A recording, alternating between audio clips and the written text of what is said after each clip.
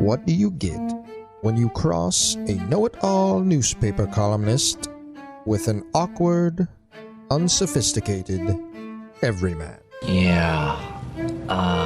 Well, I'm just not sure about that right now.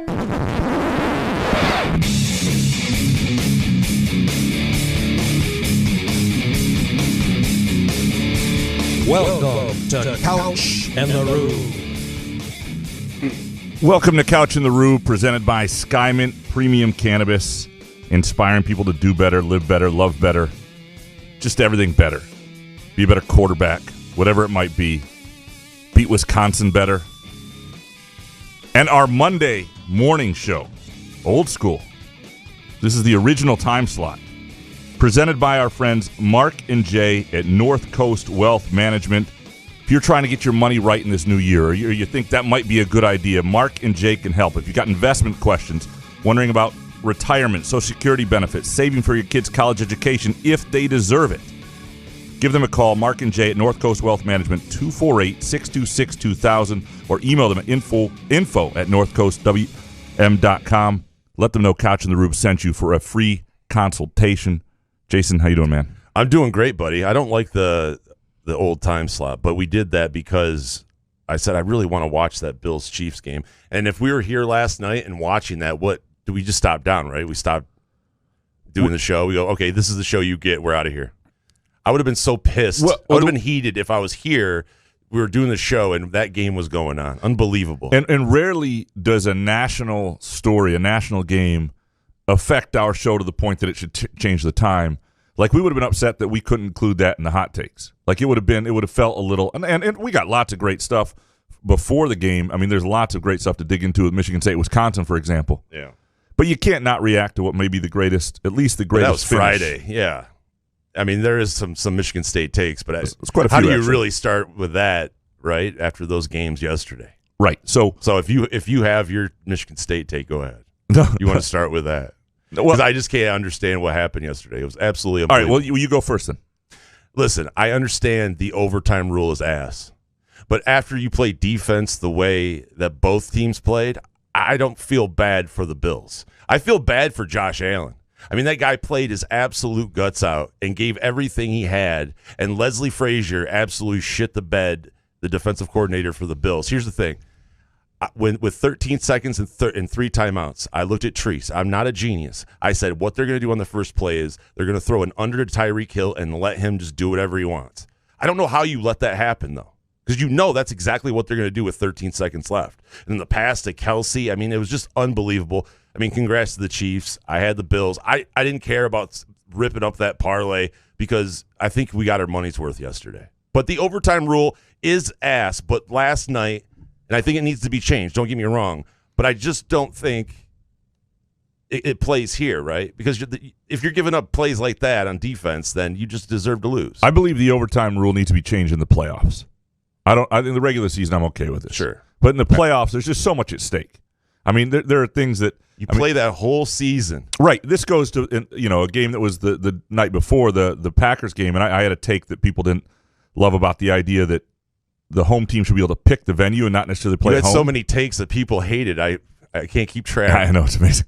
but my point on that was, I mean, you're out there in August working on execution only to play a game where your footing's so bad, it just doesn't matter. There's no advantage to anybody. You know what I mean? You just lose. It's supposed to be, though. Lambeau, that's the reason for it, is the advantages. The Packers are used to playing in that weather. Well, but when you got a dynamic quarterback, see, I'm just saying it wasn't to their advantage. They would have won the game in San Francisco. They blocked a punt and scored a touchdown. The 49ers did not deserve to win that game whatsoever. It's a good point. So, but yeah, no, I think in overtime they need to change it. I think I mean, it was incredible. I found myself rooting so hard for Josh Allen and the Bills, and I have cousins in upstate New York, but I don't think it's that. I think the Chiefs have quickly somehow become the New York Yankees, the Dallas Cowboys, more likable version, but they're fun to watch. They're fun to watch, but they're so good. You want the underdog. You want the up and comer. And I think I realized this watching the game, that 6 and 7-year-old Graham, who picked John Elway is like his guy, would have picked Josh Allen. Like, if I go back to you know what I mean? Like, if you're a kid at 7, I mean, they're the same guy, pretty much. They are. Allen can run better, but yeah. But Elway in his prime was pretty good. Allen's bigger. He's what he is Elway 2.0 is what he is. Sure. But he's, it's a little bit of the under carrying a team, although he's got a really good team, but he's just fun to watch, and it was amazing to see him make those plays. But I don't think you can compare the Chiefs to the Yankees because there's a salary cap. The Chiefs are fun to watch, right? I mean, there's a difference where the Yankees just go, oh, we don't have a shortstop. We're going to pay $350 million for that.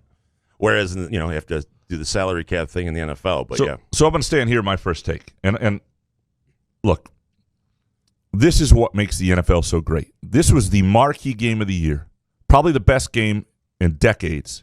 Certainly, probably better than any Super Bowl we're going to see, or AFC, NFC championship. And it was a game the whole country was into. And you know what? You know who the two cities were? Buffalo and Kansas City. This is why the NFL is better than any other sport. This is what they figured out. The NBA, it's like you get a star and you're begging him to stay in Milwaukee, hoping he doesn't go to Miami or someplace, LA or some bullshit like that, right? Mm-hmm. And baseball, it's like, well, we developed this guy, but now he's up for a $200 million contract. He goes to the Yankees. In football, you draft your quarterback, you got your quarterback for life. That's on you. You did a good job. You get to keep him. You get to, and we don't think about markets. It's not like, oh, it's the Bucks, Raptors. Nobody cares about that. Bills, Chiefs, biggest game is everybody wanted to see it. The NFL just does it better. We don't worry about. But in the NBA's defense, though, you have the series where you have just one game, win or go home. I'm just saying. So they have that advantage. I'm just saying the market size bullshit. Mm-hmm. The NBA in every sport should get to the point where if you draft your quarterback, so to speak, you get to keep him. You get to make that happen. And they don't get to leave if you're going to pay them the amount that they would get anywhere else. You know what I mean? That's what I'm saying. Yeah, it's not like a bird rule. Yeah, it's not. And then they have it, but it's again, I understand. You're still a little hamstrung though when you're paying a quarterback $45 million. True, right? I mean, there could be some bird rights things that the NFL could imply in the contracts there. But so the other thing I was thinking, and this is maybe a second. Just keep rolling. Let's just do these. Yeah. Run into and there's some good. I got a Michigan State take here in a second. I hope so. We got you cover the team. That'd be weird. But this is what we'll call my second one. If I'm the Colts, the Browns, the Titans, like good teams in the AFC that don't have a quarterback of this caliber, that was demoralizing. And I realize I probably need a new quarterback. I might not be able to get one. I may run it back because it's hard to do. But you realize, and I understand there are moments. We saw it with the 49ers against Mahomes for a long time in that Super Bowl, right? They dominated and they blew it. But you can create a team that can win despite not having the quarterback. It's just hard to do. But to me, it said a couple things. One, it's demoralizing if you're those teams. The other thing it says is don't draft a quarterback in the first round unless you think he'll be one of these guys. Don't draft Baker Mayfield. And if you don't have one of these quarterbacks, draft a quarterback every year in the third round and on, hoping to strike gold. And I don't care what your starting quarterback thinks. If he's not that dude, are you Josh Allen? Are you Patrick Mahomes? No, then sit down. We're gonna keep trying. I mean, he was getting hit all season long and dealt with injuries. I'm not ready to give up on Mayfield, but you're acting as if these guys grow on trees. The guys that we watched yesterday, again, the Staffords don't grow on trees. They're hard to find, but I'm saying you keep trying until you get one. If you don't Aaron have Rodgers, I mean, is he going to be back with Green Bay? I mean, do some of these teams sit there and go? I mean, really, if you're the Indianapolis Colts, don't you go? Yeah, right. That all in. Right. If you're in your window right now, because in the NFL you get a window, and once that window's gone, it's a rebuild. And if you miss your window, you're better off being at the bottom right now because you still got to realize it, go all the way down, and then come all the way back up. So, yeah, if you're in your window right now, if you're the Indianapolis Colts, you trade whatever you do whatever you have to do to get the guy because otherwise you're just wasting time. What is your second hot take? Well, of course, after watching the Bengals make it to the AFC Championship game for the first time since 1988, watching Matthew Stafford absolutely tear it up yesterday, it just made me think how ass the Lions franchise is. I was so happy for Stafford, and I understand, be like, why are you rooting for Stafford? And even one of our friends of the show, Craig Robinson, he's a Patriots fan. He's like, I just don't know if I can root for Brady. I'm like, you can't root for Brady. He won 6 Super Bowls for you. Tom Brady could murder my aunt, and I would forgive him if he brought 6 Super Bowls to Detroit. Like, I don't understand that. I'm still going to root for Stafford. Here's the thing, though. I don't want OBJ to get a ring, so it's kind of a tough kind of thing here. But what I'm saying is, the whole point of my take here, I think, is is the Lions organization is ass. And you were talking about looking at your quarterback. I was looking at that organization as Lions as a whole, because you would think at some point we could turn this thing around the way the Bengals did, at least. I mean, the Browns turned things around, and they were an absolute from scratch program, from the ground up. I just hate the Lions. So here's a couple things on that. One, I was really happy for Stafford too, and I was happy the way it ended because it looked like, holy crap, they're going to blow this. Yep. But the fact that he had to answer Brady then and did so is outstanding. But even if he would have lost that game, it wasn't on Stafford. No, but I'm just saying defensive the fact that he's now won more playoff games than the Lions have ever, and the fact that he's now won a playoff game, game, and then beat Brady, like he's done, whatever now they're going to be favored and they have a chance. But there was some good. By the way, there was some good opportunity to bet the Rams before this whole thing to win the Super Bowl, and they have a little bit of a chance. But Stafford is not as good as Stafford is. He is not Mahomes and Allen. Okay. But what I'm saying, and those guys I think could have carried the Lions out of the abyss. But you're right, the Lions Stafford still throws some great balls. Oh, it's unbelievable. It's ridiculous that they had him for a decade and they never got anywhere. Well, they tried. And they should have won a playoff game. And they did get him the defense of the Lions once again. They never got the window that every team gets now. They never got the Mahomes, the Allen, the Russell Wilson window, the window when a quarterback's not getting paid to build a franchise. People forget that Stafford and Calvin Johnson were the end of the old way, where you had to pay up the ass for that rookie and break your salary cap, and you were never able to build properly around him. So the Lions have always gotten screwed on timing, and they got screwed that way too. No, it's the organization. There's players that don't want to come and play for Detroit, and when they do, when they're able to get away from this organization, I mean, they're saving face now with Calvin Johnson and Barry Sanders and some of these guys and Herman Moore coming back as players into the organization, just basically getting paid to kiss their ass for the season.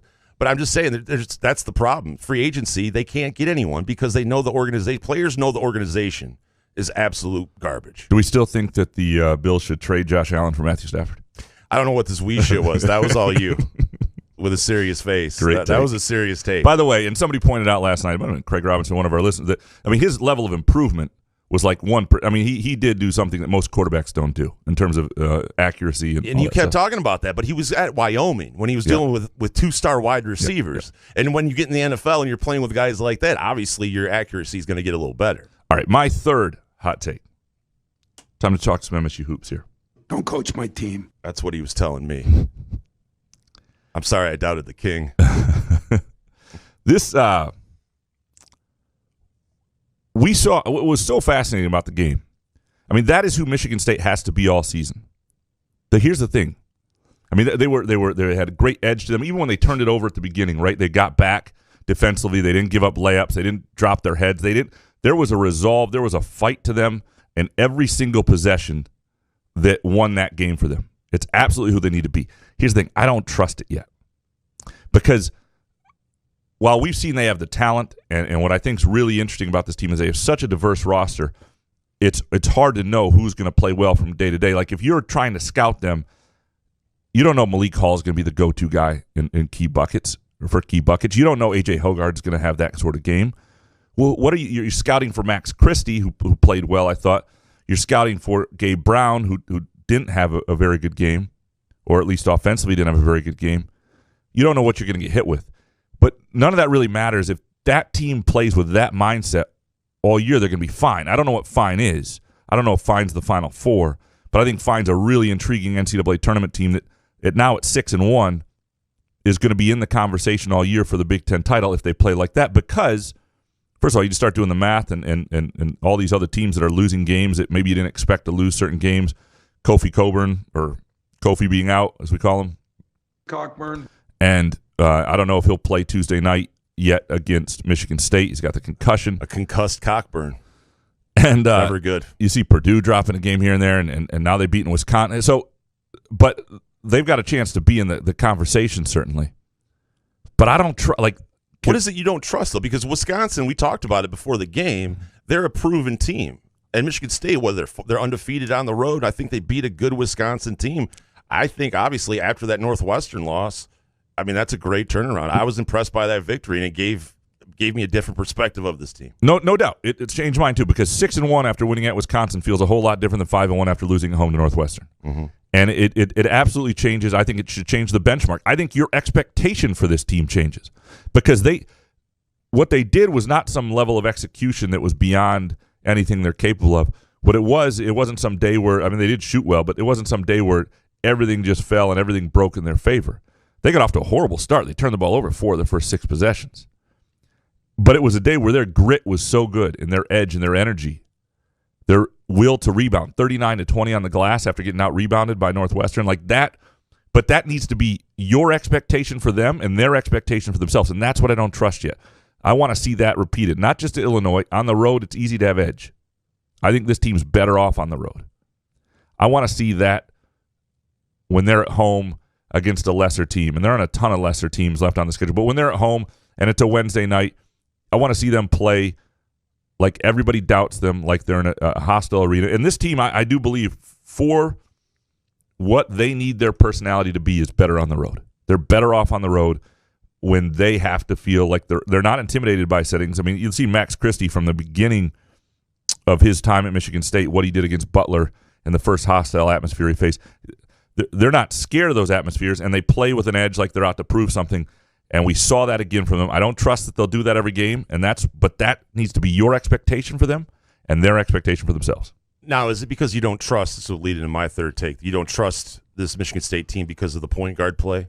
Because I think if A.J. Hoggard can play that way like he played against Wisconsin, obviously, I trust him more than I do Tyson Walker in big spots. And if he can play that way, I think going on in the season, I think this team can be healthier in March Madness and make a deeper run than with Tyson Walker. I know you like Tyson Walker a little bit, but I think Hoggard plays a better game, a better style that can run the ball when he doesn't turn the ball over. I don't trust they'll approach every game with that mindset, and I think if they don't, they're not good enough to get where they want to go. That's what I don't trust. But to your point on the point guards, the Hoggard development is interesting. I still think Walker is a guy who just overall feel for the position, improvisation, feeling where this guy's open now. I still think he's got a better knack for it, but he has lost some confidence. Although I thought this was really important because you can't lose him. You need him to play well.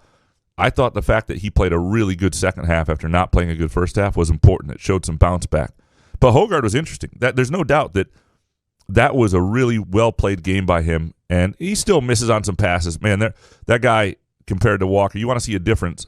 Look where guys catch the ball shooting pocket. It's not as clean and crisp and regular, and that affects things. But in terms of making the right reads, in terms of having just a fearlessness, coming up with plays, not turning the ball over. I mean, if he's going to not turn the ball over, the thing about A.J. Hoggard is he may not do a couple of the things that Tyson Walker does well, but if he just does everything he does well and turns the ball over once in 25 minutes, he's really good. And the problem is that's not who he's been. He didn't have that lower the head turnover and all that stuff. So he did it once after, I think, a tough week with Tom Izzo and some conversations. Let's see him do it again. Like, I want to see the consistency is the step. They do need consistency out of that position, and I don't think we have a read yet on if and where that's going to come from. And lastly, a bonus take. What? Your own bonus take? Yeah. Well, I have to read it. I might get one every once in a while. Listen, the Izzo, the sky is falling people, because you saw a lot of this after the game against Wisconsin. Like, see, we overreacted to Northwestern, Minnesota games. Like, listen, but you're supposed to be able to overreact to that, and it's rational fans that you can listen to. If you see anyone on Twitter that says fire Izzo or the game has passed him by or blah, blah, blah, block those people. Follow the rational Michigan State fans. And I just don't understand why you can't sit there and criticize a team that played so poorly against Northwestern and still be happy that they won against Wisconsin. It's not like people are rooting against Michigan State. It's just after one game, you're like, man, that was a terrible performance. Let's move on to Wisconsin and see. I just think there's more of those fans out there, and we pay attention to the 2% of people that are just idiots and say whatever they want, and we take that as gospel. Let's block those people. I think the other thing is, on social media especially, people often react in the heat of the moment to what they're feeling. And I do all the time, absolutely. Right. Gambling and otherwise, but I even deleted a tweet for the first time in a long time. I usually leave my bad takes up there, but so on Friday night, Saturday, I don't even remember what night now. Saturday night, Friday night, I was in Wisconsin. My wife opens a bottle of wine. She doesn't like it, so then we open another bottle of wine. Then she went to bed, and I somehow finished both bottles. Hell yeah. Which is great, but then I tweeted something nasty about them Northwestern Journalism School national that was take. the tweet. And I just deleted it the next like that one. The next morning, I'm It like, was a big deal because he was a huge guy, and I just broke my chair. that's just a jerk tweet. I don't need it out there. Why'd I do that? I was clearly hammered at midnight, and I was like, fuck Medill. Graham with wine teeth. Yeah, it's just tweeting out Medill Journalism School heat. What are you going to do? I deleted it. I was like, Why? Did someone get to you? And like, nobody got it to me. Really? If I wake up the next morning and I'm embarrassed or regret a tweet, I think about, because I don't like people delete tweets. Like, I don't like if you have something that's like an impactful tweet or you say something that's created a stir. It didn't have enough engagement to, like, if people are commenting, it's created conversation, you can't delete a tweet. It didn't have enough engagement. It had some likes and things like that, but it wasn't like it created some dialogue. I was like, I can get away deleting this and just not feel like a complete jackass. I just thought you were bored just trying to start some shit. No, I that's didn't know not. that you were put a straw in a box of wine and were sucking on that thing. No, it was. Jesus, it was not. What do you? So she opens the bottle. She doesn't like it, like right from the get go. Yeah, she just wasn't crazy about it. Yeah, I don't know. Was it like Boone's Farm? Like how bad no, could it it seemed like a nice bottle of Pinot Noir, and it just. And when she rejected it, did your eyes get big and be like, you look like you're tired. You want to go to bed now? No, we opened the next bottle. We started on that, but then she gets tired, and I'm left alone with NFL football playoffs and wine. So it absolutely happened. I was also left alone with Skymint, which what a day for Skymint yesterday, wasn't it? Oh God, it was the best day of all time. To sit there with an edible in you and watch. You just can't believe things are happening like that. Yeah. You want to, if you think the Buffalo Kansas City game can't get any better, do it with Skymint. I'm telling you, it gets even better. Yeah, absolutely. And you go to skymint.com for location information throughout the state of Michigan, 3 in Lansing. Chances are you live within half an hour of one. They got a new one opening in Kalamazoo. They already have one in Portage. Got them around Grand Rapids, Ann Arbor. If you live in Lansing or Ann Arbor, they'll deliver Skymint to you. And go to skymint.com again for location information and specials, which they will email right to your daily email box. All right, you ready to dig into these hot takes? Let's do it. Eric Schultz, of course, up first. Number 1, Graham's been right in the Walker versus Hogard debate until now. It's time to start considering the idea of Hogard playing more minutes. 2, great response by Bingham. 3, I suck at betting on the NFL. Don't worry, Eric, you're not alone. Yeah, it's a tough one. The Hogard-Walker debate, and we just talked about that a little bit, but I think you have to – this whole season is interesting because it's such a team that changes all the time. Like it's a hard team, and for what I do, sort of making pronouncements about things, you can't do that right now. And I still think Tyson Walker has some things in his game that are more natural to that position than A.J. Hogard. That said, eventually it's about production and confidence in the way you play. And there's no doubt that A.J. Hogard was the better answer at Wisconsin. So let's see where that goes. I'm not willing to say that means definitive. That's the first time that's really been the case, maybe 1 or 2 other times this season. But Walker, no doubt, has a little bit of confidence issues. He's lost a little bit of the swagger I thought he was developing. Thought he played a decent second half. Let's see what happens at Illinois. Let's see what happens against Michigan, because there are 2 games this week that are going to shape a lot of the perception about this Michigan State basketball team going forward. Let's see how those 2 guys play. And by the way, I had the Rams money line and Bills money line. I should have cashed, but it's still. I know a lot of people betting on the NFL. Well, there were some people who cashed out at 13 seconds. Which they had a cash out? Yeah, I think so. Some people did, yeah. I'd like to know what app did that. I didn't see any cash out options. Well, that was what was tweeted. I don't know. Oh, all right. Yeah. Dominic, number 1. Graham, I love you. I really do. I think you're extremely talented. I love your columns. I love your insight. I think you're hilarious. 0 complaints whatsoever. Thank you, Dominic. 2, hilarious. 2, so you do understand my agonizing heartbreak when the man I respect and enjoy so much has the audacity to praise that needle dick fuck Davison. What in the fuck, Couch? What are you watching? Is this gambling related? 3, I even listened to you do an entire hot take on this shit stain before how you would personally police it. How going at someone's ankles is so dangerous, blah, blah. Now he's endearing? Yes, you called him endearing on Spartan Speak, Graham. What in the fucking fuck, bro? Bonus take. As always, love you guys. Appreciate you, Dominic. I did say, now, gambling related, the Badgers did cover against Northwestern the night that I think I said that the next day or something. And that was, I did appreciate that. There's something that's, look, I think the stuff he does and that, and I Were you joking? Endearing? Endearing was too strong a word. It's because I suck at this and I don't have good verbal He's got skills. a stupid-looking face. I mean, that's you. You did a good job there. He's got a stupid-looking face. It's your voice. But no, I started to, I should say, appreciate the player he'd become, not the dirty shit. And when you see that stuff happen again, You are about to you're reminded of it. Absolutely not. No. Okay, yeah. Dominic, there's no excuse. Absolutely. There's no excuse. You're not spitting I need Davison. I need a timeout. Yep, Yeah. there's no excuse. I'm sorry. I apologize. Andrew Zoiza. Number 1, glad I cashed out my Rams-Bills moneyline parlay with 13 seconds left. Well, there you go. 2, Michigan basketball is finding it. And 3, this MSU team seems to rise to the occasion, whatever that be.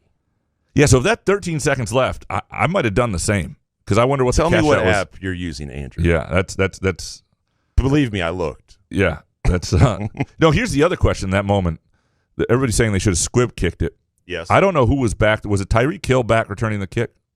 They had just given up a really scary punt return right to him. So I understand if Hill was back there saying, you know what, boot this shit through the end zone. We don't want to mess with that guy. So, but basically you gave up a kick return anyway with the first play with them throwing it to Tyreek Hill under. Totally. And he just ran it to the 50-yard line anyway. That's a good point. That's a great point. Yeah, they should have done that. At least you would have taken some seconds off the clock. The regret, like I don't even know how you get up this morning in Buffalo. If you're the Bills coaches, I don't know how you go through. Like it's so hard to get back to that point and to play that game and to have it in your control to the extent that I think just strategically, if you'd done a couple things differently, you would have won. That's absolutely brutal. Michigan basketball is. I mean, you know, this is what Michigan State fans I think worried about when that game was canceled. That Michigan wasn't playing well, and by the time they do, they will be, and they are. I mean, Caleb Houston looks good all of a sudden, and he had really struggled. They're getting a little bit better point guard play. It's going to be a fascinating game on Saturday. Jeff Haddis, number 1, NFL overtime rules are ass. 2, all the Izzo critics need to zip it. The man didn't get to the Hall of Fame for nothing. 3, this MSU basketball team has all the components for a deep March run. And bonus, Stafford will be in the Super Bowl this time next week. I'm rooting for Stafford to get to the Super Bowl. I want to see that happen. You don't want to watch the 49ers, do you? No, I don't want to watch. I'd rather watch the Rams. Same here. Rams Chiefs. Yep, absolutely. The idea that MSU has all the components for a deep March run, I think what they have is great depth. What they don't have, and this is why the Malik Hall, and I wrote a column about this, the Malik Hall go-to buckets were important. It's not that Malik Hall is all of a sudden an NBA-ready dude. I mean, I've always thought he had the most versatile game of a four-man since Draymond Green at Michigan State, or the potential for it. But what was important is, because before this game, you wondered, where do they go when they need a bucket? Is it Gabe Brown? I don't know if Gabe Brown can create his own. Gabe Brown does a lot of good things, but he doesn't easily create his own. He does get to the line. He'll attack. I shouldn't say that entirely. I think Max Christie eventually is that guy, but we've not seen him be able to do that in those moments. And to have a guy you can throw it to on the block who has a go-to move that's hard to stop. I mean, a turnaround fadeaway post jumper is hard to stop. And it's not that other people won't learn that and start making him uncomfortable down there. But I thought that was a really big development for a guy who's never really shown a lot of things more than once. He's shown a lot of abilities, but never something that's like, this is my bread and butter. I thought that was really important. Ron Quixiote, number 1, oh, ye of little faith. In my hot takes last week, I said MSU would win in Madison. Believe in the team and Izzo Spartan Nation. 2, Brad Davison is what you get when you order Grayson Allen off Wish.com. And 3, Spartan Twitter going after Amani Bates is sad. Move on. Yeah, and I saw that his dad, again, poked the bear, came back and made some insults, I believe, about... and Amani was on IG. Yeah, oh, was he? I think he took that down, too. Okay, yeah. I mean... He's like, ask Izzo, because people are like, why didn't you come to Michigan State? Well, I mean... So... But he's not insulting. I think, from what I understand, he inquired in the summer. And they... Yeah, there's no context to it. He just said it like that and then deleted it. So people automatically think that was... He had some interest late. And I think they knew they had to make an opinion. The Jaden Aiken situation was a real rift. and they chose Jaden Akins, and I don't think anybody in the Michigan State fan world is complaining about that right now. Ryan Schultz, number one of the great games ever played shouldn't be decided by a coin flip. 2, the ref who called what cannot be generously described as a touch foul on Iowa at Rutgers with 3 seconds left should have to pay for their charter flight home and wear a shirt that says college refs are ass. 3, if it's not a Hail Mary, rushing 4 with 8 seconds left is ass. That's what the play that Leslie Frazier's getting criticized for, because you're trying to defend Travis Kelce and the Chiefs' weapons, and if you only rush 3, you got another guy in coverage, you got a better shot, and that was the other complaint, right? Is how they handled that, and I would not have faulted them. It would have been dumb if it didn't work, but again, an all-out blitz, something to make them uncomfortable. You know what I mean? Like I get the problem with that with a guy like Tyreek Hill is if your guy gets behind you, you're fucked. So I get that. I don't know about an all-out blitz. Yeah, I know. This is why I can't coach in the NFL. Kirk Wisniewski, number 1, best NFL football playoff weekend ever. 2, MSU basketball's freshmen will carry this team to the Final Four. And 3, Stafford and his Rams will be playing in the Super Bowl against Casey. Do you remember a better – I mean, we have recency bias, but this doesn't feel like that. This feels like that was – I need examples, then. Right, If you're going to come at me and tell me something else, give me an example. It's possible. Yeah. And not a long time. I can't remember. Right. And so there are things I remember fondly. Like I remember being very young, my early Elway fandom in the drive and the wins over the Browns and those AFC championships and how much those meant to me. I don't remember, the Redskins Giants NFC championship game that day. So I don't have a feel for it. I do remember the Tuck Rule game and the excitement of that game, but that was because I was at my cousin's wedding in Charlotte, North Carolina, drinking beers with my uncles.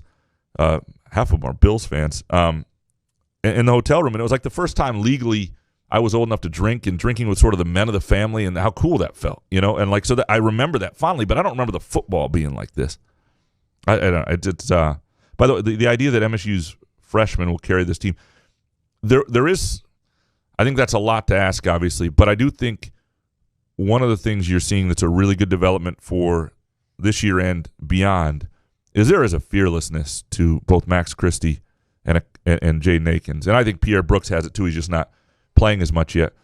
I mean, Akins hit some shots that were incredibly important, and neither of those guys in that atmosphere looks at all rattled. Like when MSU's better when they're on the court. Go Green up next. Number 1, we as a MSU community need to stop overreacting to things like the Northwestern Nebraska games. We have a pathetic level of trust in a Hall of Fame coach.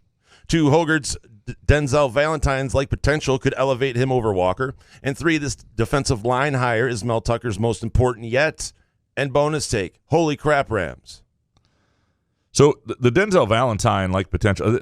The issue I have with that is Valentine is closer to Walker in terms of feel for game. Valentine was a Cassius Winston type feel for game, and he was 6'5". Like Hogarth doesn't have what Valentine had in terms of Valentine's turnovers were different than Hogarth's. It wasn't plowing through you. It was, I think I can make that Magic Johnson pass when I'm a freshman. It was a different type of a belief in himself. I just don't think they're a similar type of player in that realm. But again, the overreaction from the fans. Like I said, who is it? Just notice who it's coming from before you react and get mad about it. I just feel like we can talk about the game after game if it's bad or good or bad. But here's what I would do on an Izzo thing or anything. If you feel like, and again, these are hot takes. We're supposed to discuss these, and I have no problem. Whatever you think, we want your opinion. But often, if you're able to sleep on it, and if you still feel that way in the morning, tweet it. If you don't. Because that's what I try and myself. And sometimes I'm like, I'll feel differently in the morning. If I feel the same way, it's the way I feel. Now, sometimes I don't have time to deal with that. I'm writing quick takes after the game. I'm writing a column sometimes after the game. But I sort of did that this Friday with the Malik Hall piece. I kind of felt that I started sketching it out. It's late at night because it's a 9 p.m. Eastern time start. Like 2 in the morning, I'm like, I'm going to sleep for a few hours, get up, and make sure I feel everything I feel about this column. And I wrote a better column because of it. I think sometimes if you just get away and you wake up and you feel the same way, then you can trust it. It's because you had one of those groovy donuts, the Cinnamon Toast Crunch bad boys. That got your morning started off right. My God. Unbelievable. Jim Harden. Number 1, Gabe Brown with 4 points at Wisconsin. MSU loses, right? 2, hustle, rebound, and play D is how Izzo wins year after year. And 3, I bet Jason is wearing his Rams hat today in studio. Bonus take, Matty Sissoko gets minutes at Illinois. Hashtag hack the cock. Cockburn. You were not wearing a Rams hat. Well, the other one was just a printed out. Oh, that's that right. I put on another hat because I couldn't find a Rams hat. Time. No, It's a good hashtag. I see a shirt. Hack the cock. Look, to both your points, like Gabe Brown has 3-4 points in MSU wins because of all the other stuff they did, and that's who they have to be, and that should be your expectation for them. Jack Greatsta. Number 1, Max Christie will be an All-American first team All Big Ten next year if he decides to stay. 2, Imani Bates will be productive next year and prove he is somewhat worthy of all the hype he had in high school. He's only 17, and an off-season with the right trainer could benefit a lot. On the Bates front, I mean, yeah, people shouldn't give up on him. He should not have reclassified. He was young for his grade anyway, in certain way. But how is he going to find the right trainer? It seems like there's too many hands involved. Well, yeah, that's the key. They're not going to allow some trainer to come in and switch things. Well, right? you know what they're going to need to do is relinquish some control. Right. They're going to have to let him be coach. And it's not that he's not being coached. I mean, he's got Larry Brown on that staff. Like, if you can't learn basketball from Larry Brown, you can't learn basketball. But and I just think he needs. You're right. He needs a summer off season on a college campus, Memphis or elsewhere, and just needs a complete reset. Mike Scott, number 1, MSU's most gifted scorers are in order: Christie, Walker, and Hall. 2, when is the Lady Couch and Roulette show on? Asking for my wife. 3, Aaron Rodgers and his stupid hair will play in Las Vegas next year. I'll still hate him, though. Bonus take, Leeds United is ass. Leeds United is his ass. I had a rough weekend on the Premier League gambling for sure. Elizabeth and Therese show would be. You can do a pilot episode just to see what it's like. Yeah, sometimes it's not great though. You think it's going to be great, Like this show? Yeah. It's not easy. I would. I don't know what they would. Actually, we could create some topics that they would probably get into that would be pretty funny. But we're not going to allow that to happen because, number 1, Elizabeth's not allowed to listen. That's the number 1 rule of the show. It's kind of like Fight Club. Mm-hmm. Elizabeth can't listen. Therese can do it. Therese can, but Elizabeth can't. And that's just solo show, just for an hour. Just turn the mic on. Spartan Johnny, number 1, Hauser appears to shave his head on Clipper level 5. Dude needs to take it down to a 0 or a 1. A lot less people will talk shit, and he will instantly look and feel tougher. 2, Jaden Akins can stir this drink. When he's in the game, bad things seem to stop happening. And 3, every time I look at Max Christie, I can't escape this feeling that he looks out of place not wearing the Duke uniform. Still can't believe we got this kid.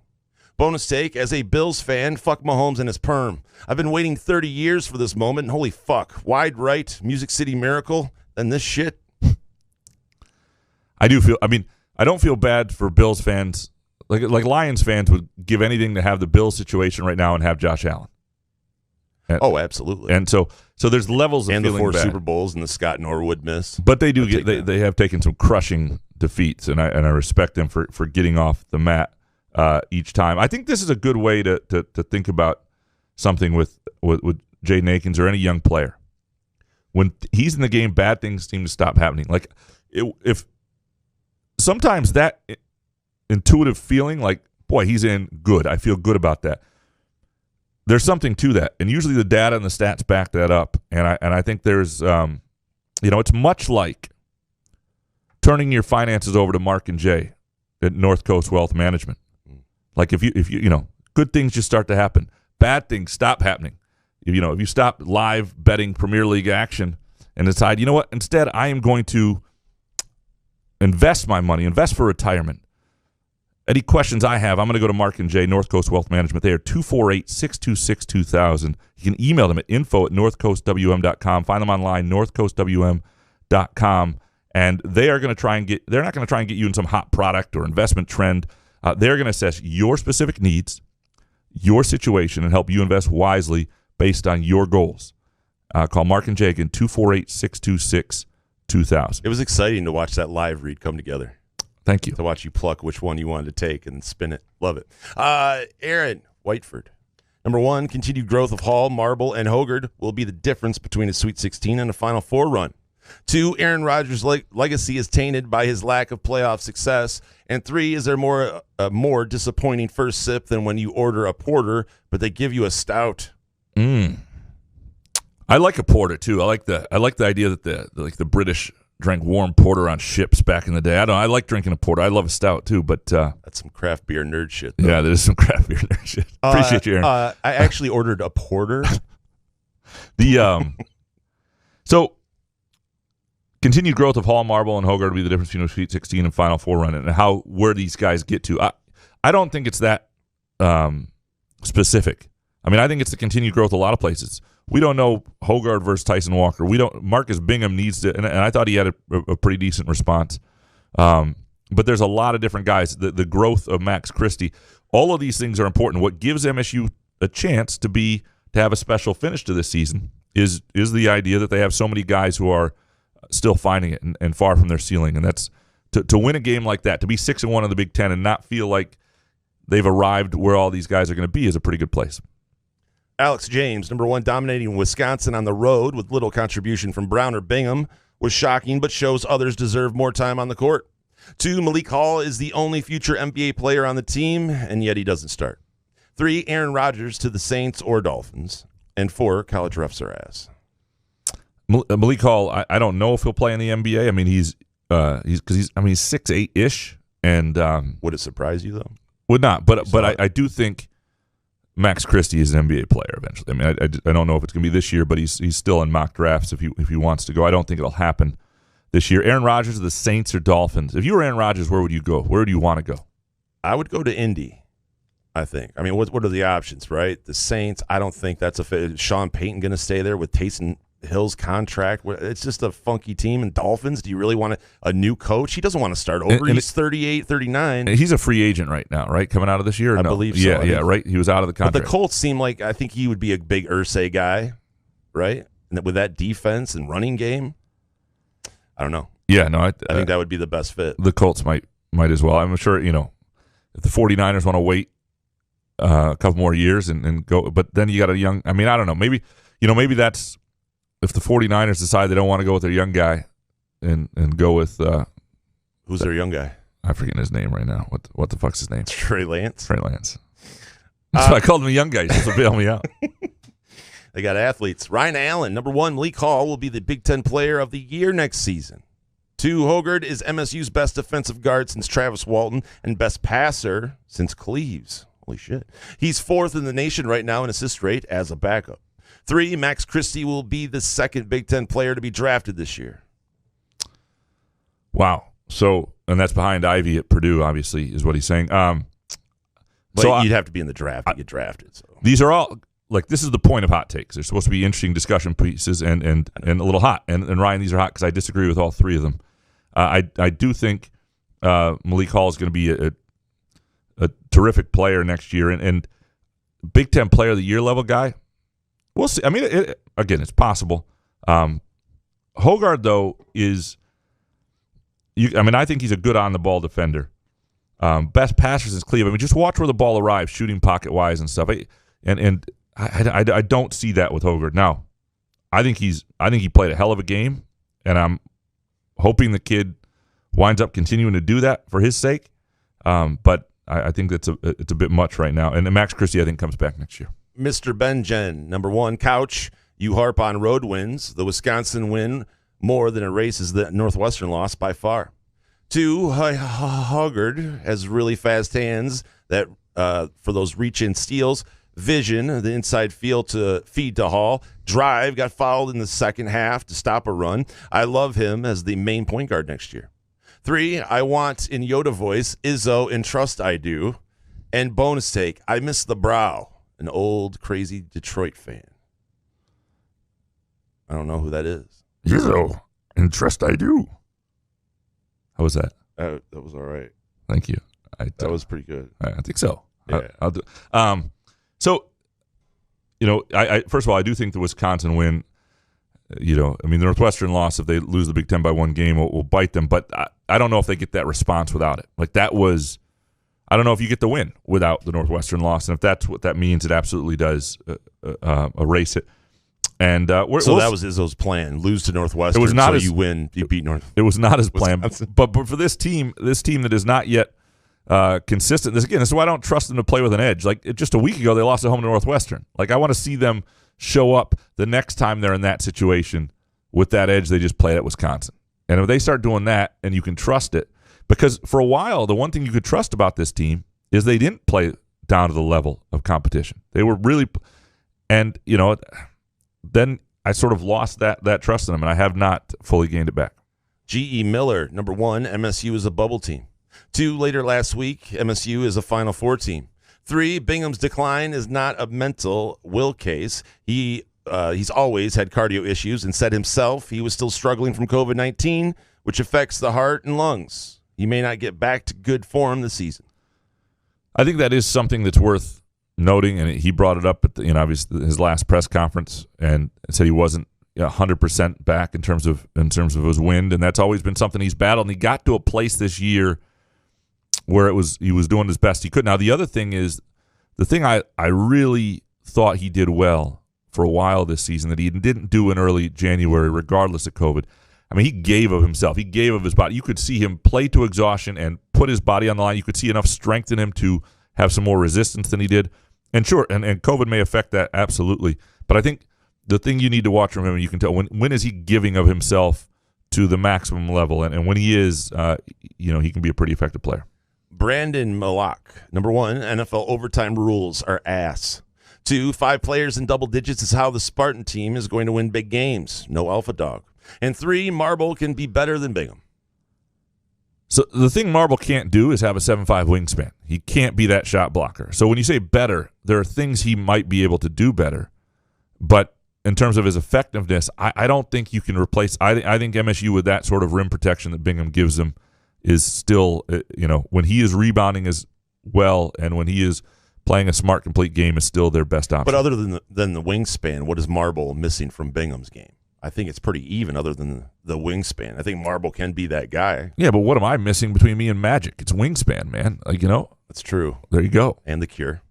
Cinema did 6. Number 1, Sissoko should have mixed into the lineup more regularly. Played some good minutes at Wisconsin. 2, Brad Davidson should be suspended for his fall and leg extension on Gabe Brown. He doesn't play hard. He plays dirty. And 3, Cole Center is nicer than Breslin. MSU take notes. So it was built later than Breslin. Breslin is an interesting situation. I'm not saying MSU doesn't. I mean, it was built in '89, and Ishbia. Right around the time the Palace was built. And the Palace, keep in mind, was the first, and it's been torn down because of the Detroit situation, but it was the first modern amenities, luxury suite NBA place built that lasted into modern times and could be fine now. Like the Charlotte Coliseum, built in like '86, had to be torn down 17 years later. It didn't fit the new economic model. I think with college, I like Breslin. I think it's a cool building. I think the concrete gives it great sound and all that stuff. But there's no question that Kohl Center is a newer, nicer, shinier thing.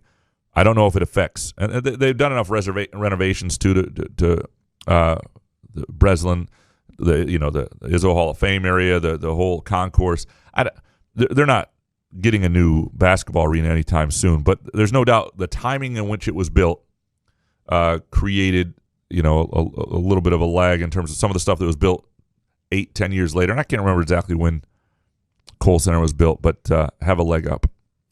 Jay Riemenschneider, number 1, Graham, the other day you said you didn't see MSU as a real threat to win the league, but after seeing Illinois lose, Purdue lose, and MSU beat Wisconsin, the other team at the top, you have to have at least some belief that they could win it. 2, most MSU pods I listen to mention Michigan sports quite often, but Michigan pods hardly ever mention MSU unless it's game week or something big is going on in East Lansing. I know you've said MSU is in Michigan's head, which is true, but I think it's much stronger the other way around. 3, listening to all you guys' pods and reading your articles, you can tell who might be good at weaving a good story in conversation, Graham and Quinn, and who would be talking kind of sterile with only stats and numbers, Solari. So But you get some music trivia with Solari too. You get both. And you know, if you ever, I mean, he fills in on some the Stout Show, and I think he does a nice job with that stuff. Does he really? Yeah, fills in. Yeah, he does a lot of stuff over there. Tough show. And so I don't know if that's entirely fair, but I appreciate your compliment to me, because I do not always weave good stories into things. Good stories we're telling, by the way, presented by Midtown Brewing Company, 402 South Washington Avenue. And on a snowy day like this, if you're looking for a cozy place for a drink after work or dinner, Midtown Brewing Company, 402 South Washington Avenue. Outstanding menu, comfort foods, lighter things, stouts and porters, either one you want. The American Stout is my favorite there. It's a vibe where you're not right on top of people. They do a really nice job. Spacious but cozy, I like to say, because that's really, really what it is. It's a place that I feel comfortable eating at right now, for sure. To the point, the idea that Michigan pods hardly mention MSU, and then Michigan State ones more often mention Michigan. Yeah, Michigan is no doubt more often in Michigan State's head. I agree with that. I think that's innate. That's something that dates back generations, and if you're born into a Michigan State family or you go to school or whatever, there's no doubt that Michigan is more a part of the vernacular. And I think at Michigan, it's newer that's the case, that it's not just a dust-off smugness. But I also think there's probably part of that that's not wanting to give Michigan State the respect of having that be a conversation piece. But I don't know. I don't listen to a lot of Michigan pods. I mean, I listen to pods that are both, you know, like the Moving Screen with Dylan and Brendan. But I don't. Do you feel like that's? You don't listen to the Maze Rage podcast? I don't. Do you ever? Is it a podcast? I know it might be. I just made it up. It might be. I mean, I'm sure there's some. By the way, but why would I want to listen to that? I don't listen to other podcasts just because we do one, and I've had enough. Yeah, no. You know what I mean? I hear you. Yeah. So the quick thing to his first part, after seeing Illinois lose, Purdue lose, MSU beat Wisconsin, I have to believe there's at least some belief that Michigan State can win it. And there, I do have that belief. I wouldn't pick them, but you do start to see the carnage happen around them and go, okay, they only play Purdue once. It's at home. And, you know, they beat Wisconsin, so there's on the road already. And you start to look at some of the games people, and then the injury that happens to Kofi, and you know, that affects Illinois at Maryland and may affect them against Michigan State. And, yeah, you start to realize that it's absolutely plausible. Franco, number one, a segment of MSU basketball fans are identical to Michigan football idiots. Two, not just the Packers, half the Big Ten football season weather is crap. We need a little yet loud Spartan luxury dome with all the amenities. Three, Spartans are so fortunate to have Alan Haller as AD. I think this is Alan Haller's burner account, Franco. Yeah, because Haller needs a burner account to pat himself on the back. I guarantee it's not. But, yeah, my point just was that watching that game on that field, and I'm not saying, like, I thought the snow game, for the snow globe game, as I called it, Penn State, Michigan State, was a lot of fun. And that wound up being a great game. I just think that when you talk about the NFL playoffs and a team that's the top seed that has a great quarterback and a passing game, and all of a sudden that's negated a lot by the weather, it didn't help them. And I guarantee you. But it did work, though. I mean, San Fran had to block a punt. That was their only touchdown in two field goals. Green Bay's offense was the one that should be blamed. I think playing at Lambeau would be the right pick. People think Green Bay Packers players like playing at Lambeau. They don't. It's not really that big an advantage. I don't care what they want. Green Bay. You want the opposing team that's not used to it to come into frigid weather. I just trusted Aaron Rodgers. He's used to it. Gene Sterator.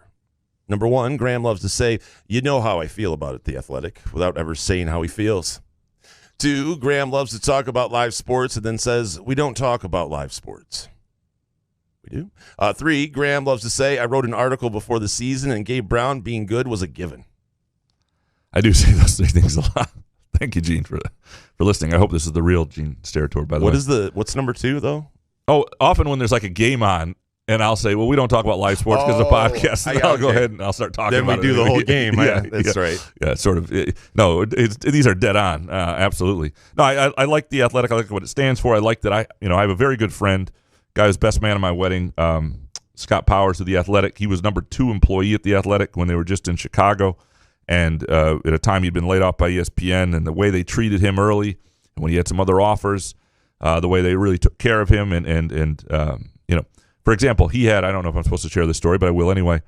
He had a really nice offer when he'd been there, and the Athletic was brand new at this point, to go somewhere else and it paid substantially more. Not only did they match the salary, but he gets home and he's got a bottle of Powers whiskey sitting on his doorstep. Like, they understood. Like, I loved that. I loved the way they understood the importance of talent and how to treat that. And I just love what they've done to the business, because they have forced new conversations and subscription models and better salaries a lot of places. I think they've forced some conversations that were very much needed. When you make your move to the Athletic, can you have like a LeBron press conference? Like when he chose Miami, Jim Gray can interview between the LSJ and the... That'd be the Lansing Athletic, me doing lug nuts coverage left and right. Have you at the Lansing Center? Gideon, number 1, baseball lockout causes significant delays to the season. 2, Tigers finish above 500 with a smaller sample size. And 3, Erod turns into an ace on the staff. Bonus, yes, I just cooked these up so I could listen to your Tigers sound clip. Just said that. Buenos tardes. It is time for the Detroit Tigers Gambling Update with Gramanito Couch and Jason Nick. See, now, if there's a lockout, what are we going to talk about? The NBA like playoffs after March? and other things. Oh. Yeah. No, we'll have to. Yeah, I mean, I know that we don't get deep into baseball, but just not having it would seem like. I was hoping to have a Tigers little segment. Yeah, I was hoping to have the Tigers relevant and we have some fun with it. It'd be good. I'm not. I'll be pissed off if there's a lockout. I will be pissed off at the world, no doubt.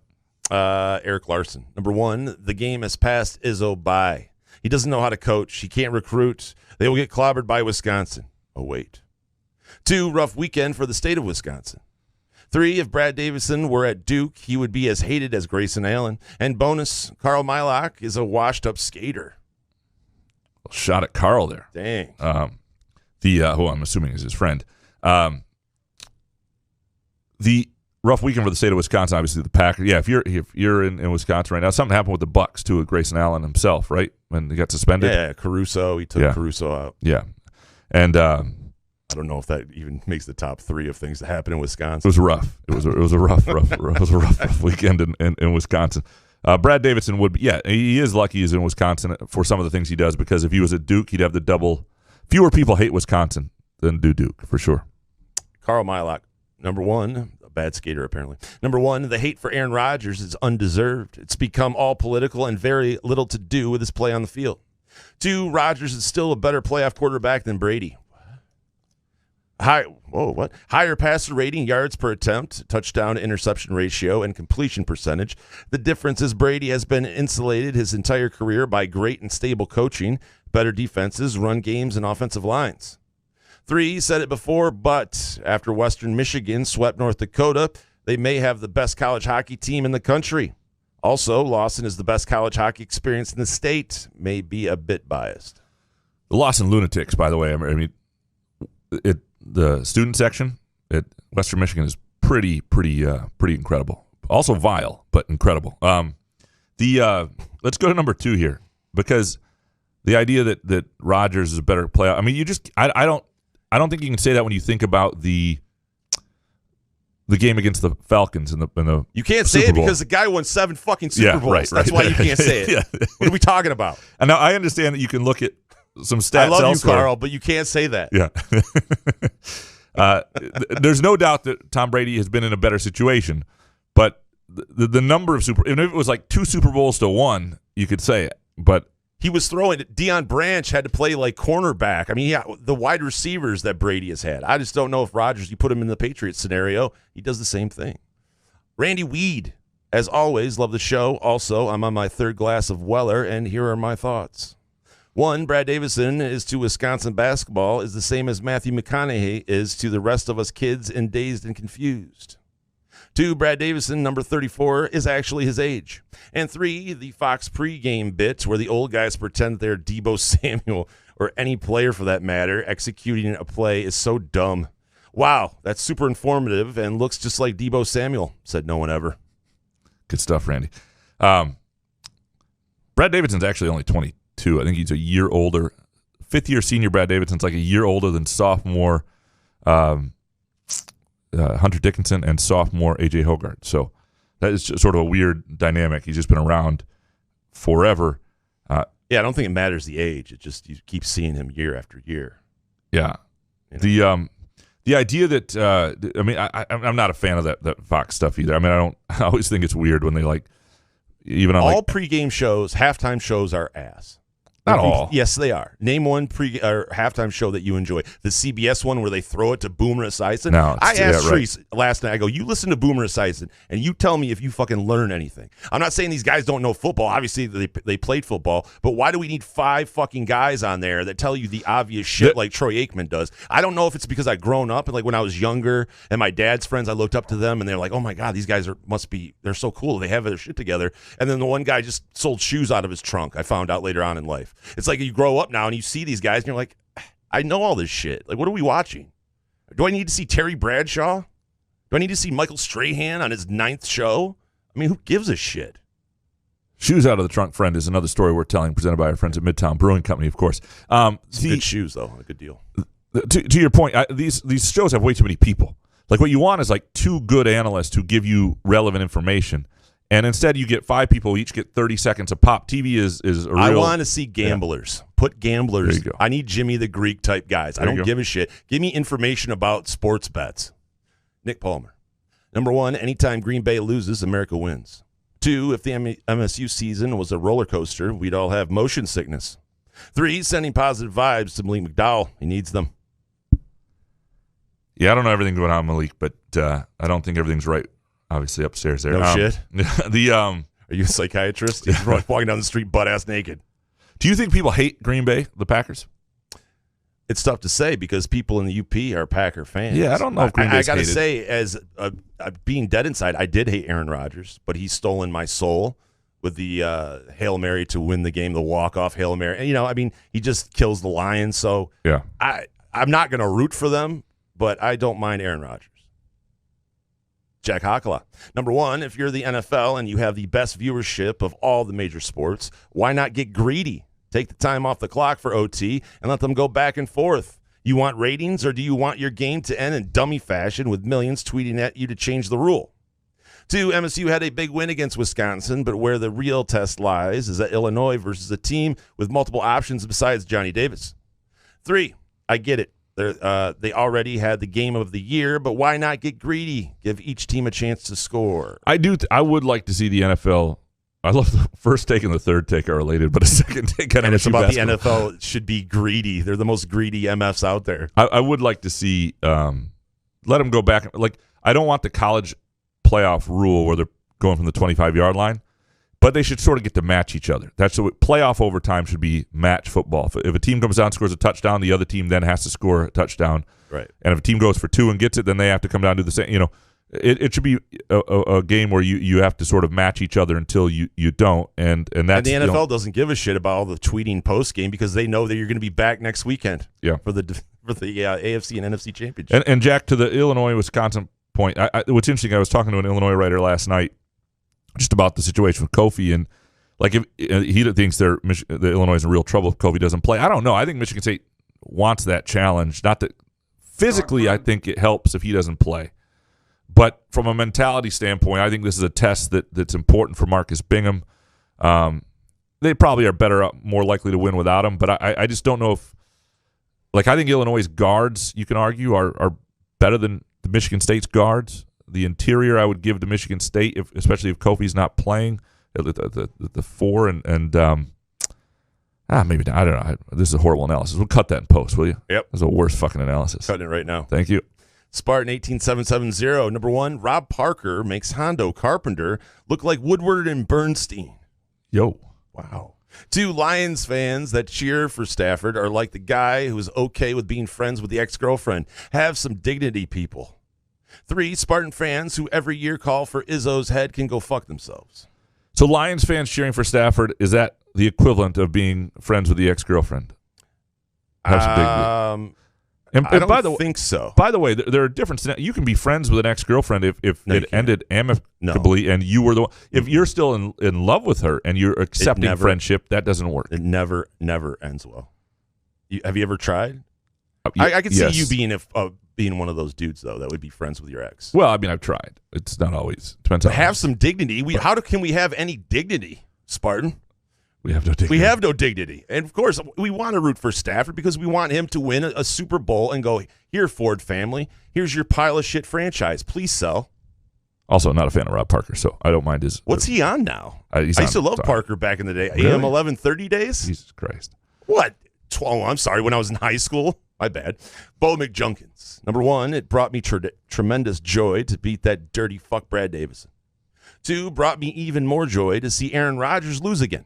3, brought the most joy to see Drew Henson's backup lose. Hey, Michigan, stop trying to claim a guy you didn't want when he was at your school. I'd like to claim him. Yeah, I mean, I think I would claim him all day. Did MSU fans really want Brian Hoyer? They claim him. Brian Hoyer had 7 Super Bowls. Yeah. And weren't people claiming Nick Foles, who was like on a practice squad team or something like that? Was it Foles? That's true. Yeah, Foles, who was there for a year. It happens. Mother Tucker. Number 1, the Fox Sports app is ass and quits at the worst times. 2, Tyson Walker seems to have no chance when he tries to drive to the rim. Feels like it could be an issue come March 3rd. 3, Bingham looks like we just ran a marathon after 2 minutes in the game. Maybe some Skymint would help. Maybe an NIL deal with Skymint and Marcus Bingham. Get him going. I don't know. I don't know if is as beneficial as Skymint is to many elements of my life. I don't know if being stoned is what Bingham needs on the court, though, given who. Well, there's a lot of guys, like past NBA guys, that said that they would smoke weed before games. Yeah. And I just like, what? Like, how would you do? Like Steven Jackson. It's like, oh, yeah, I played that whole season high. Yeah. Like, no, you didn't. Like, for real? So that's something to look into with. You play a lot. I mean, listen, you're a seasoned basketball player. Played yesterday, shot well. Right. But do you think you could, if like out in the parking lot, smoke a joint first? I mean, I think I could shoot well and do it. The problem is, what's important for somebody who like me is to care about winning so much that I get back defense. Like, I don't know what it would do to my give a fuck, and I don't want to lose that. And so that would be my concern. Sad that you have that pickup pass. I do. It is sad. Peasy. Number 1, Candace Throw-ins really scored 10 points in a home playoff game. That's supposed to be the GOAT? Nah. Candace Throw-ins. Everybody's trying. 2, Tyson Walker is an intriguing option at the 2 next to Hoggard. 3, Jared Goff will be the best quarterback in the NFC North next year. And throw these out. What is Candace Throw-ins? Candace Owens, I think he's calling. They were trying to do play on words like throw Rogan. Gotcha. So I think he's gotcha. Creative. Jared Goff will not be the best quarterback in the NFC North next year. Although, obviously it helps if the Packers have somebody new, if Aaron Rodgers is gone, but I did not see that happening. Tyson Walker next to Hoggard, though. You did see those two play in the second half together a little bit. I am you can't have too many ball handlers sometimes on the court. I am intrigued to look at those two together a little more. Eric Scheffler, number 1, the Seahawks and Packers will swap quarterbacks this offseason and meet in the playoffs next year. 2, MSU out-rebounds the Illini by at least 10. Please, God. 3, Graham gets triple pay for Friday's game as the only content provider across the free Detroit News and The Athletic. Why? Well, Detroit News, Matt Charbonneau was there. MLive was there. The Detroit News was there, and I was there. The Solari's quarantined home. Half his family has COVID, and little kids do, and so was not able to travel. I don't know what his availability is going to be this week, if they were able to test out of it or not. And the Athletic is, I think Colton's going to be at Illinois from what I understand, and they're still picking their spots a little bit with him, but obviously it'd be a good game to be at, and I was glad to be there and provide coverage for you guys. It's part of my responsibility. Mulan Lobby, Spartan. Number 1, Bills and Chiefs. What a game. That being said, NFL overtime is ass. Both teams should have an offensive possession. 2, no quarterbacks in the draft worthy of a first-round pick. Build the defense and offensive weapons. Wide receiver class is deep. Really like Nevada quarterback Carson Strong in the 2nd or 3rd round. Yeah, I think he's like a second-round guy. Again, those are the sort of guys, especially gets to the 3rd round, where I think I would not hate the Lions taking a quarterback 3rd round and on, even 3rd round, and still think we're going to look at this guy for a year, And a year from now, if there's a quarterback we really like, we'll take him in the first round. I'm okay with that. Like, to me, you got to get a quarterback. You can't. Here's what you don't want to do: trade up and draft a quarterback. Don't trade up and draft a quarterback. Not this year. Not this year. I'm not talking first round trade up. I'm talking like in the second round. Try to trade up to get a guy. Yeah, unless he falls to you, he falls to you. Yeah. I'm totally with you on that. Chet Lemon, number one, wisdom from last podcast. Charisma does always trump quality. This coming from a guy with not a lot of charisma. 2, Mike Garland, it should be in the Hall of Fame. Talk to any former MSU player, and they will say as much or something similar. And 3, what's your favorite memory of Dave Bergman besides the at-bat? Do you have a Dave Bergman memory? Besides when I killed him? Besides you killing him and then starting a whole Twitter account? No. I Rest remember. in peace. I do remember my first Dave Bergman baseball card, Topps baseball card. And that's my. How is that possible? What do you mean? I remember those. It was the 87 Topps. Is that correct? Set would have been right with the wood back. You remember the wood? Yeah. Yeah, I love those cards. And I do remember the Dave Bergman card. Mike Garland, by the way, is. I mean, yeah, you're right. I mean, you talk about a great hire by Izzo and a guy to get back. Like, he is the guy who stays in the hotel with the players, like the night before games. Now, on the road, they all do, but I'm talking about home games. He's the guy he's the go-to guy. He's the guy who has the pulse of everything. And in terms of managing a team, he has been an essential piece Not to for a long time. diminish what Garland brings to the program, but don't a lot of programs have a guy like that? Garland's a good fit. I Really know, good. but okay. Jason Akins, number one. Jason Akins, say Jaden Akins needs more court time. Say that 10 times fast. 2, someone needs to tell Tyson Walker he not only belongs in the Big Ten, but he will succeed on it. In it. Fuck. 3, my boy flopped in the local under-12s indoor soccer championship game. You proud, Graham?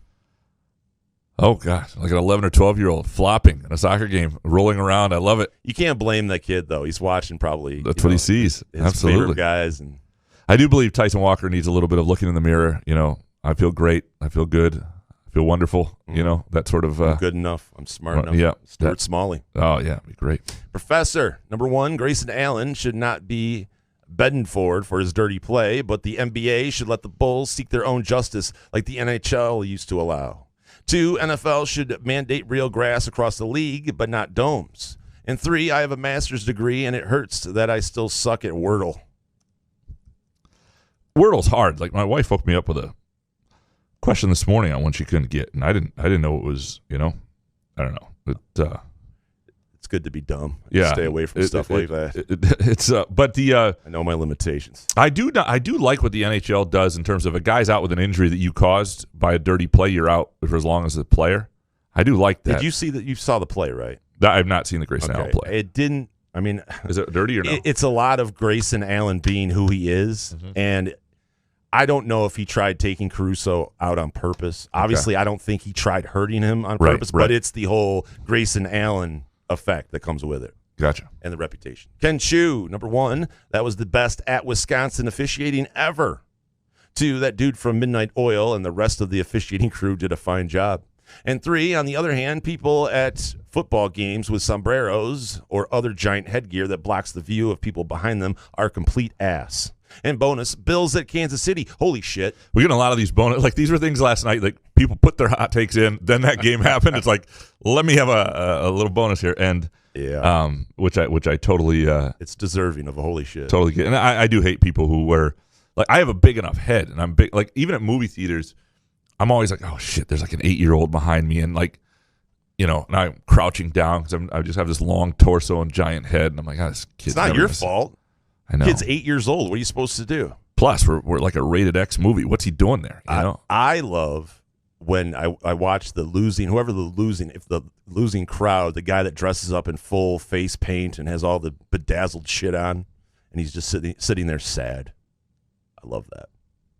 Kevin from Rochester Hills. Number 1, golf is the most difficult sport to bet on. Thanks for shitting the bed, Molinari. 2, MSU basketball figured it out and will win the Big Ten and the Natty. And 3, Stafford is ass. Wow, Kevin. Interesting. That's hot. Yeah, these are all. I mean, golf is impossible. We've talked about this with Harry. Impossible to bet on it. Really, I like betting the final round though. Or maybe after the third, going into the final round. I think it's a fun action sport to bet on. Oh, I think especially if you can get a long shot who has a chance on Sunday, I think that's great. Yeah, but the majors. Yep, but it's a hard sport to actually win money on. Michigan State figured it out and won the Big Ten and the Natty. Let's see them like this week will be very telling, and they go on the road twice next week. Like these next 4 games are at Illinois, Michigan at home, at Maryland, which is not giving up on life and still a road game, and at Rutgers in a difficult place to play with a veteran team. Like we'll know a lot after these next 4 games. Lorenzo for Heisman. Number 1, John Stockton is not better than Isaiah Thomas. 2, John Stockton is not better than Isaiah Thomas. And 3, say it with me, athletic staff, John Stockton is not better than Isaiah Thomas. Bonus, we missed the Yoda voice. Always made me laugh out loud. Isaiah Thomas, John Stockton is not better than is. Right? No, I fucked that up. Holy crap. Jesus. Sorry.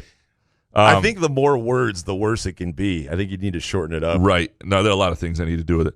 So the Athletic, they ranked Stockton ahead of Isaiah all time, right? Number 25 or something like that.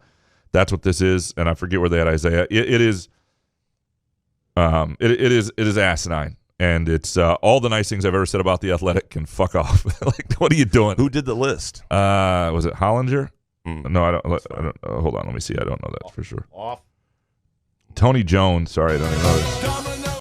Let me see here. The Athletic 75.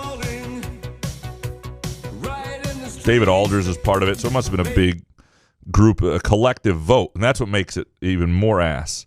Because you've got Stockton at 25, Isaiah at 26. Yeah, come on, don't ruin your whole thing. You do something like that, and then you might as well not write 1 through 25. Don't write it. Does it have anything to do with Isaiah's post-career as a general manager? And Stockton's become a bit of a wackadoodle as well here. Boy, so I read that yesterday. I mean, let's not. I'm not saying he wasn't. I'm not saying it's wrong. I'm just saying how do you get to that conclusion? Al, number 1, no Big Ten team will get a number 1 or 2 seed in the NCAA tournament this year. 2, Jeremy Grant won't be traded until the off season. And 3, John Stockton is more of a fucking idiot than Aaron Rodgers. Stockton definitely seems less with it in certain ways. No Big Ten team number 1 or 2 seed until in the NCAA tournament. I'm not buying that. No, me neither. The league's tough enough; they're going to get rewarded. The champion will get no worse than a 2 or somebody up there. Like Purdue is going to wind up with a pretty good run of play here, and I think you might even see two seeds. Treese, weekend highlights. Playoff football did not disappoint. It's too hot. Did you go grab the notebook for this one? No, these were done quickly. Second, how do Monica and Andrew stay in great shape? We were doubling down on donuts all weekend. So good. 3, the grossest thing ever. The Rock's daughter hits him in the face with peanut butter instead of whipped cream. WTF. By the way, she's trying to show me this fucking Rock video. The Rock, The Rock. The Rock, okay, the greatest wrestler of all time, whatever. She's like, oh my God, he's putting peanut butter on his face during the Chiefs fucking game last night. I'm like, all right, I got to watch this game. Wasn't that great of a video? And I'm allergic to peanut butter. I hate peanut butter. Are you really allergic to peanut butter? Are you that person that can't have peanuts on the airplane for anybody because you're on the plane? Unfortunately, I have. It has become an airborne allergy as I've gotten older, and I'm not happy with it. Like, I do not like doing that to people. But no, I don't. But there's no effect. It gets like, honestly, if there was peanut butter open right here, my throat would get tight and scratchy and shit. I'm not gonna die, but. So what's the process when you get on a flight? Do you tell the flight attendants that? No, I don't say anything. I just deal with it. You deal with it? Wow, I would tell them all the time. I know you would. Yeah. No, I just don't want to be that annoying person. I mean, it doesn't kill me. I just have to take more Skymen on a flight. Andrew Gauthier. Number 1, if you can't lift your carry-on bag, you should be required to check it. 2, why do college hoops coaches wear masks at all when they take them off and when they're talking or yelling? And 3, I can't be the only one conflicted about whether we want to see Stafford do well in the playoffs. I don't know what's to be conflicted about. Yeah, I feel good. Stafford gave his all. They were doing a rebuild. He gave Detroit a decade. Yeah, and he played through pain, and it never looked like he was trying to get out during that. And people love Barry, but Barry did kind of screw the Lions by retiring right before training camp. But And that was going to be their Super Bowl team. Right. I mean, it's not like Stafford demanded a trade when things were going well. Yeah, no, I'm the college coaches with the college coaches who are vaccinated and stop testing. Stop doing it. Stop. Clint Bainey, number 1, now is the time to wear a wool beanie winter hat, you douchebag hipsters, not when it's 95 degrees out in August. 2, is it just me that substitutes Burl Ives' rendition of Silver and Gold on Rudolph's the Red-Nosed Reindeer with hookers and blow? So it's just me. 3, I have people in the know that say Jim Harbaugh is days away from signing a long-term deal with Finlandia University in Hancock, Michigan into UP. Go Lions. Bonus take. Rube, fuck, marry, kill. Mama June from Honey Boo Boo, 2013 version. Sandra Bernhardt and Roseanne Barr.